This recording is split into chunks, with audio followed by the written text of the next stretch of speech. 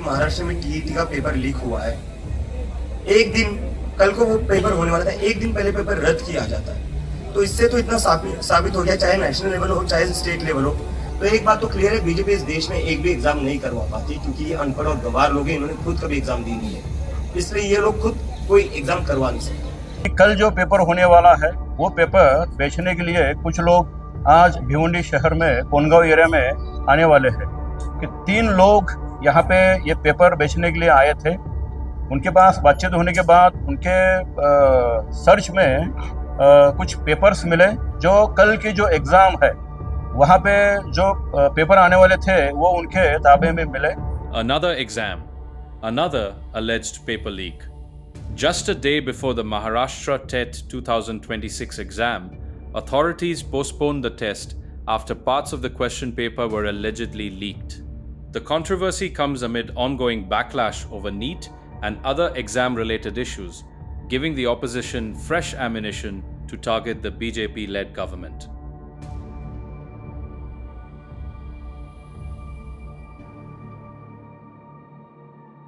महाराष्ट्र में टीईटी का paper leak हुआ है। एक दिन कल को वो पेपर होने वाला था, एक दिन पहले पेपर रद्द किया जाता है। तो इससे तो इतना साबित हो गया, चाहे नेशनल लेवल हो चाहे स्टेट लेवल हो, बीजेपी की जो सरकार है वो एक भी पेपर इस देश में नहीं करवा पाती। बिना पेपर लीक हुए या बिना एग्जाम कैंसिल हुए बीजेपी की सरकार एक भी पेपर नहीं करवा पाती। ये बात तो क्लियर हो गई, सबको समझ आ चुकी है। डबल इंजन की सरकार, डबल इंजन जो है इनका वो डबल लीक बन चुका है।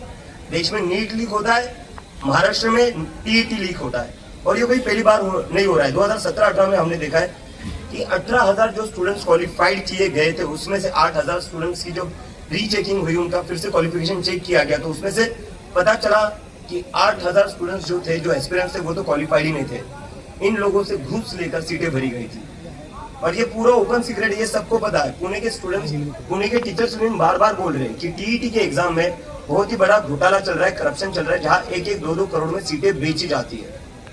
तो मैं पूरे महाराष्ट्र के युवाओं को आह्वान करना चाहता हूँ, देश के युवाओं को बताना चाहता हूँ कि बीजेपी की जो सरकार है उनको आपके फ्यूचर से कोई लेना देना नहीं है, उनको आपकी पढ़ाई से कोई लेना देना नहीं है, उनको कोई लेना देना नहीं है आपकी एग्जाम कैसी जाती है कैसे नहीं। इनको बस एक ही चीज से लेना देना है, कैसे ये दूसरे पार्टी के एमएलए तोड़ सकते हैं, एमपी तोड़ सकते हैं, और कैसे ये बस अपनी पावर बढ़ा सकते हैं। बाकी इनको किसी भी चीज से फर्क नहीं पड़ता है। एक दिन पहले एग्जाम कैंसिल करके अब वो जो स्टूडेंट्स ऑलरेडी सेंटर्स पर पहुंच गए थे, 1,000 से ज्यादा सेंटर्स थे, उसके लिए बच्चे निकल चुके थे, एग्जाम के लिए स्टूडेंट्स निकल चुके थे, उनका क्या होगा? वो कहाँ जाएंगे? अब उस खर्चे की भरपाई कौन करेगा?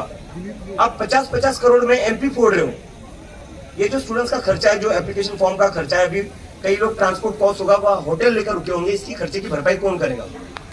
तो एक बात तो क्लियर है, बीजेपी इस देश में एक भी एग्जाम नहीं करवा पाती, क्योंकि ये अनपढ़ और गंवार लोग हैं, इन्होंने खुद कभी एग्जाम दी नहीं है, इसलिए ये लोग खुद कोई एग्जाम करवा नहीं सकते। आप सबको जानकारी है, कल 28 तारीख को महाराष्ट्र स्टेट में टीईटी शिक्षक पात्रता परीक्षा होने जा रही है।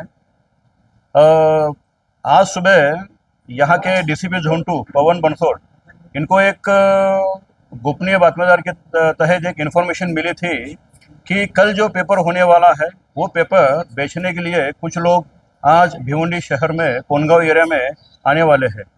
उन्होंने पूरी टीम तैयार की, डिकॉय तैयार किया, ट्रैप लगाया। तो सुबह 11 बजे के दरमियान हमें उनके टीम को मालूम हुआ कि 3 लोग यहाँ पे ये पेपर बेचने के लिए आए थे। उनके पास बातचीत होने के बाद उनके सर्च में कुछ पेपर्स मिले जो कल की जो एग्ज़ाम है वहाँ पे जो पेपर आने वाले थे वो उनके ताबे में मिले। शिक्षण विभाग के जो सीनियर ऑफिसर है उनको कांटेक्ट करने के बाद ये वेरीफाई हुआ, उन्होंने भी वही कहा, रिपोर्ट दिया कि ये वही पेपर है, इसलिए उन लोगों को हिरासत में लिया है, पेपर जब्त किया है। उनके पास से कुछ मोबाइल, कुछ डेबिट कार्ड, क्रेडिट कार्ड ये भी जब्त किए हैं। इसमें ये कार्रवाई में अभी तक 3 लोगों को हिरासत में लिया है। ये 3 लोग दिल्ली से यहाँ पे आए थे, उसमें से एक जो आरोपी है वो हरियाणा का है और 2 आरोपी बिहार के हैं। ये तपास एकदम सीरियस है, इसलिए हमारे वरिष्ठ अधिकारी उनके आदेश से एक स्पेशल इन्वेस्टिगेशन टीम, विशेष तपास पथक का गठन हुआ है। उसमें जो यहाँ के डीसीपी है पवन बंसोड़, उनको यहाँ पे मेन बनाया है। उसमें 2 एसीपी और 9 पीआई, एपीआई, पीएसआई और लगभग 20 अधिकारी कर्मचारी, इनके तहत एक एसआईटी का गठन किया है और अलग अलग राज्य में ये टीम सामने भेजी है।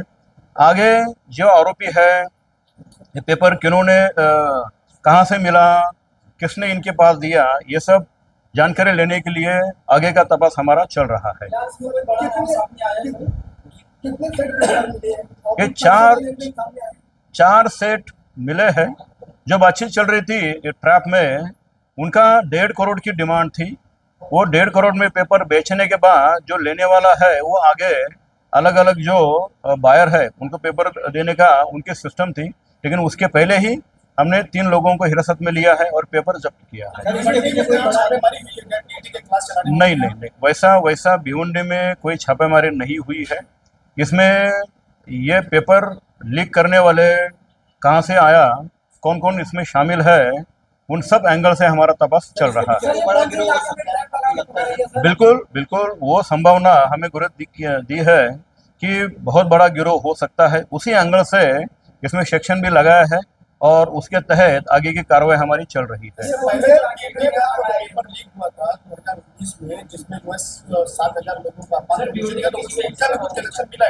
नहीं, अभी आज ही सुबह कार्रवाई हुई है, तपास एफआईआर दाखिल हुआ है, पंचनामा हुआ है। ये बहुत जल्दी इसके ऊपर कुछ अनुमान लगाना गलत रहेगा। तपास में सब बातें आगे आ जाएगी।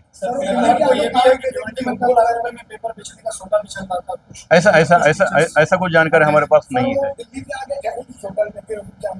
नहीं, वो सब तपास का भाग है। अभी आरोपी को पीसीआर लेना है। कोनगांव पुलिस स्टेशन एरिया में ये ट्रैप लगाया था। सर, ये पेपर लीक होने की खबर वेबसाइट पे डिस्प्ले हो गई क्या? हाँ? कल एग्जाम है तो लीक होने की खबर डिस्प्ले हो गई क्या वेबसाइट पे? TV website. सर, आरोपियों का बैकग्राउंड क्या है जो पकड़े गए हैं? अच्छा, ये आरोपी, इसके पहले उनके खिलाफ गुना में दाखिल है। एक आरोपी के थोड़ा सा जानकारी हमने लिया, इंक्वायरी करने के बाद मालूम हुआ एक केंद्रीय विद्यालय की परीक्षा उन्होंने दी थी, फेल हुए थे, वो भी ट्राई कर रहे थे। वो इसी गिरोह में कैसे शामिल हुए, कौन कौन है, उसके एंगल से हमारा तपास चल रहा है।